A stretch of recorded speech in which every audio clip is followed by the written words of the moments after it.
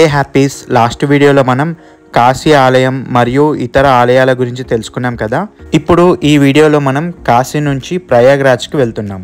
అసలు ప్రయాగ్రాజ్ అంటే ఏంటి, చూడాల్సిన లొకేషన్స్ ఏంటో తెలియాలంటే ఈ వీడియో చూసేయండి. ప్రయాగ్రాజ్ కాశీ నుండి 120 కిలోమీటర్ల దూరం ఉంటుంది. జర్నీ టైం 3 నుంచి 4 గంటలు పడుతుంది.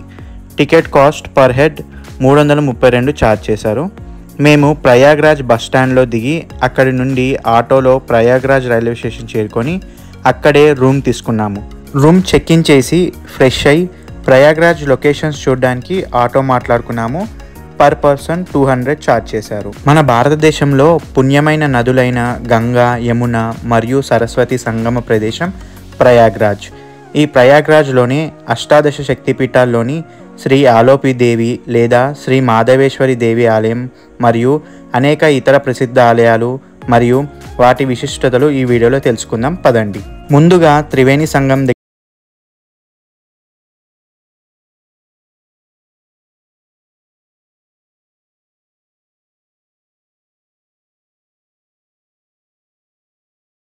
నది యమునా నది. త్రివేణి సంగమం దగ్గరికి వెళ్తే సంగమం కనిపిస్తుంది. త్రివేణి సంగమానికి మనం బోట్లో వెళ్ళాలి. పర్ పర్సన్ 500 ఛార్జ్ చేస్తారు. ఈ ప్రయాగ్రాజ్ మన భారతదేశంలోనే అతి ప్రాచీనమైన నగరం. ప్రయాగ్ అంటే సంగమం అని అర్థం. ప్రయాగ్రాజ్ అంటే సంగమాలకే రాజు అని అర్థం. మన దేశంలో ఎన్నో త్రివేణి సంగమాలు ఉన్నాయి, కానీ మన దేశంలో ముఖ్యమైన నదులు గంగా, యమున మరియు సరస్వతి సంగమం ప్రదేశం ఇదే. అందుకే ఈ సంగమాన్ని ప్రధానమైన సంగమంగా ప్రయాగ్రాజ్గా చెబుతారు. బ్రహ్మ ఈ సృష్టిని నిర్మించిన తర్వాత మొట్టమొదటిగా యాగం ఈ ప్రదేశంలోనే చేశాడట. ప్రతి 12 ఏళ్లకు ఒకసారి త్రివేణి సంగమంలో కుంభమేళ జరుగుతుంది. ఆ సమయంలో లక్షల మంది ఈ కుంభమేళలో పాల్గొంటారు. 1783లో ప్రయాగ్రాజ్ని అక్బర్ అలహాబాద్గా మార్చారు, కానీ ఇప్పుడు లోకల్స్ మళ్ళీ దాన్ని ప్రయాగ్రాజ్ అనే పిలుస్తున్నారు. ఇప్పుడు మనం ప్రయాగ్రాజ్లో ప్రముఖ పూజల గురించి తెలుసుకుందాం. ఇక్కడ 3 పూజలు చేస్తారు. మొదటిది గంగా పూజ, రెండోది పిండదానం, మూడవది వేణీదానం. ఇక్కడ పిండదానం చేసిన వారు వేణీదానం చేయకూడదు. కావాలంటే తర్వాత మళ్ళీ వచ్చినప్పుడు చేసుకోవచ్చు. అసలు వేణీదానం అంటే చెబుతాను వినండి. వేణీదానం కేవలం ప్రయాగ్రాజ్లోనే మాత్రమే చేస్తారు. మన దేశంలో ఏ ఇతర ఆలయాల్లో చెయ్యరు. అది కూడా లైఫ్లో ఒకసారి మాత్రమే చేస్తారట. ఒకసారి వేణీదానం చేసిన వారు జీవితంలో మరోసారి చెయ్యనవసరం లేదంట. వేణీదానంలో ముందుగా దంపతులు పూజలు చేస్తారు. పూజ తర్వాత ఆడవారి వెంట్రుకలు కత్తిరించి త్రివేణి సంగమంలో కలుపుతారు.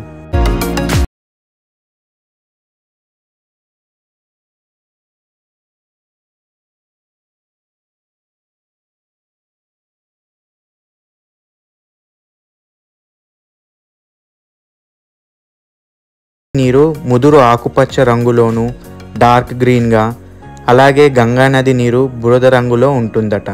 సరస్వతి నది అంతర్వాహినిగా ప్రవహించి ఈ ప్రదేశంలో కలుస్తుందట.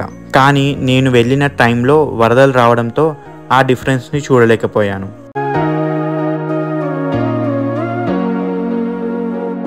మనం మాట్లాడుకున్న బోటు వాళ్ళు త్రివేణి సంగమం దగ్గరికి తీసుకొని వెళ్ళి ఇలా 2 పడవలకి కట్టి ఉంచిన త్రాడులో లోపల ఉన్న చెక్క ప్లాట్ఫామ్ పైకి నిలబెట్టి మనతో త్రివేణి సంగమం స్నానం చేయిస్తారు.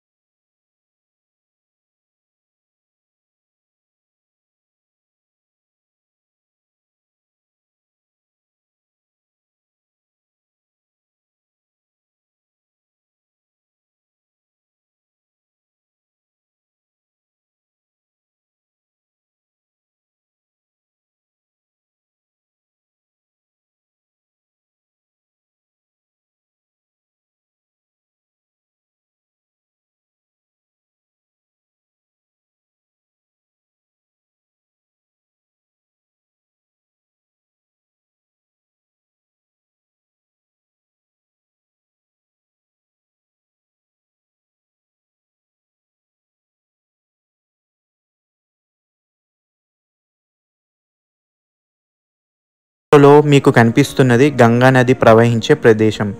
కనిపిస్తున్న బ్రిడ్జ్ గంగా నది పైన కట్టింది.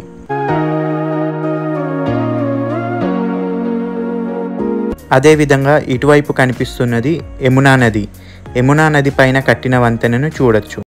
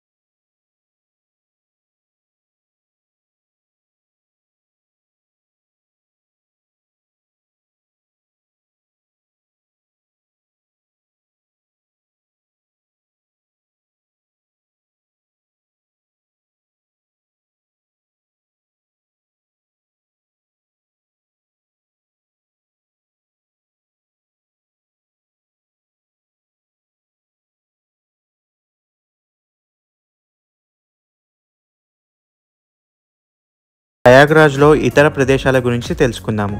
త్రివేణి సంగమం తర్వాత పక్కనే అశోకుడు కట్టించిన కోట ఉంటుంది. ఇందులోనే అక్షయవట్ ఉంటుంది. కొన్ని మతపరమైన గొడవల వల్ల మరియు లోపల కొన్ని మరమ్మతుల పనుల వల్ల కోట లోపలికి అనుమతి లేదు. 1775లో అక్బర్ పునర్నిర్మించారు. అక్షయవట్ కొన్ని వేల సంవత్సరాల మర్రి చెట్టు. సీతారాములు 14 ఏళ్ల వనవాసం భాగంగా ముందుగా శృంగవేర్ చేరుకున్నారు. శృంగవేర్పూర్ నుండి గంగాపై ప్రయాణించి ప్రయాగ్రాజ్ చేరుకున్నారు. ప్రయాగ్రాజ్లో పడవ చేరుకున్నది ఈ అక్షయవట్ ఉన్న ప్రదేశమే. అలా ప్రయాగ్రాజ్ చేరుకున్న సీతారాములు ముందుగా భరద్వాజ్ ఆశ్రమాన్ని సందర్శించారు. ఆ ఆశ్రమాన్ని మీకు తర్వాత చూపిస్తాను. అక్షయ అంటే క్షయ లేనిది అని అర్థం. మరణం లేనిది, నాశనం లేనిది అని అర్థం. ఇప్పుడు మనం బడే హనుమాన్ ఆలయానికి వెళ్దాము. ఇది కేవలం 1 కిలోమీటర్ దూరంలో ఉంటుంది. ఈ ఆలయాన్ని 1787లో నిర్మించారు. ఈ ఆలయంలో 20 అడుగుల ఆంజనేయ స్వామి నిద్రపోతున్న విధంగా ఉంటుంది.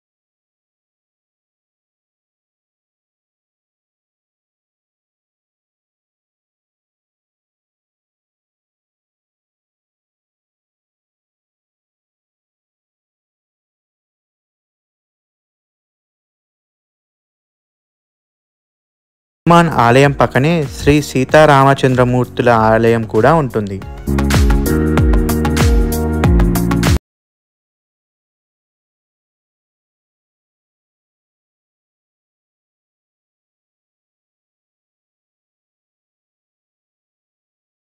ఇప్పుడు మనం మాధవేశ్వరి శక్తిపీఠానికి వెళ్దాము. ఇక్కడ అమ్మవారిని మాధవేశ్వరి అని పిలవరు, ఆలోపిదేవి అని పిలుస్తారు. బడే హనుమాన్ ఆలయం నుంచి ఆలోపిదేవి ఆలయం 2.5 కిలోమీటర్ ఉంటుంది. ఈ ఆలయంలో అమ్మవారికి రూపం ఉండదు. ఆలయంలో ఉయ్యాల ఉంటుంది. ఆ ఉయ్యాలలో అమ్మవారు అదృశ్య రూపంలో ఉంటుందట. అందుకే ఆలోపిదేవి అని పిలుస్తారు. అష్టాదశ శక్తిపీఠాల్లో 14వ శక్తిపీఠమే ఈ ఆలోపిదేవి శక్తిపీఠం. ఇక్కడే సతీదేవి చేతివేలు పడ్డాయట. విగ్రహం లేని ఏకైక శక్తిపీఠం ఇది ఒక్కటే. సీతారాములు వనవాస సమయంలో ఈ అమ్మవారిని దర్శించుకున్నారట. భరద్వాజ్ ఆశ్రమానికి ముందు భరద్వాజ్ పార్క్ ఉంటుంది. ఆ పార్క్ సమీపంలో భరద్వాజ్ స్టాచ్యూ ఏర్పాటు చేశారు. ఈ పార్క్ నుంచి 1/2 కిలోమీటర్ ముందుకు వెళ్తే భరద్వాజ్ ఆశ్రమం ఉంటుంది.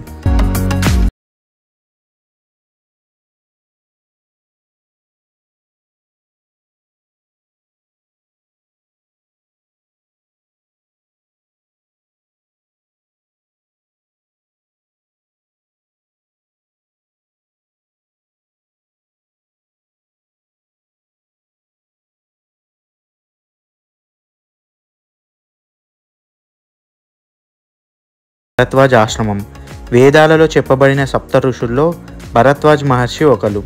భరద్వాజ్ మహర్షి దేవగురువు బృహస్పతి కుమారుడు. మహాభారతంలో కురు పాండవుల కులగురువు ద్రోణుడి తండ్రే ఈ భరద్వాజ్ మహర్షి. వనవాసానికి బయలుదేరిన సీతారాములు ముందుగా చేరిన ప్రదేశాల్లో భరద్వాజ్ ఆశ్రమం ఒకటి.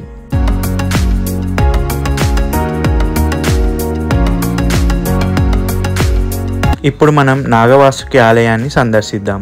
భరద్వాజ్ ఆశ్రమం నుండి నాగవాసుకి ఆలయం 4 కిలోమీటర్లు ఉంటుంది. ఈ ఆలయం గంగా నది ఒడ్డున ఉంటుంది. సర్పాలకు రాజు వాసుకి, మహాశివుని మెడలో ధరించే వాసుకి ఆలయం ఇది. క్షీరసాగర మదన సమయంలో మేరు పర్వతానికి ఒక సర్పాన్ని తాడులా కట్టి చిలికారు కదా, ఆ సర్పమే వాసుకి. అలా క్షీరసాగర మదనం చేసేటప్పుడు రాపిడి వల్ల వాసుకి శరీరానికి గాయాలయ్యాయి. అది చూసిన విష్ణుమూర్తి ప్రయాగ్రాజ్ సమీపంలోని సరస్వతి నదిలో స్నానం చేసి అక్కడ సేద తీరమని చెబుతాడట. తన గాయాలు మానే వరకు తపస్సు చేసుకుంటూ ఈ ప్రదేశంలోనే ఉందట. ఇప్పుడు మనం సీతాదేవి భూమిలోకి వెళ్ళిన ప్రదేశాన్ని చూద్దాము. దీనినే సీతా సమాహిత్ స్థల్ లేదా సీతా మహిమి అని పిలుస్తారు. ఈ ప్రదేశంలో మొలచిన గడ్డిని పశువులు తినేవి కాదట. ఈ ఆలయం నిర్మాణం 2 అంతస్తులుగా ఉంటుంది. ఇలా ఆలయాలన్నీ సందర్శించి రాత్రికి రూమ్ చెక్అవుట్ చేసి మా హోటల్కి ఆపోజిట్గా ఉన్న ప్రయాగ్రాజ్ రైల్వే స్టేషన్లో కాచిగూడ ట్రైన్ ఎక్కి మా కాశీ యాత్రను ముగించాము. ఈ యాత్రలో మేము 2 జ్యోతిర్లింగాలైన బాబా వైద్యనాథ్ మరియు కాశీ విశ్వనాథ్ జ్యోతిర్లింగాల దర్శనం మరియు అష్టాదశ శక్తి పీఠాల్లోని 3 పీఠాలైన గయా మాంగళ్యదేవి, కాశీ విశాలాక్షి మరియు ప్రయాగ్రాజ్ మాధవేశ్వరి దేవి దర్శించుకున్నాము.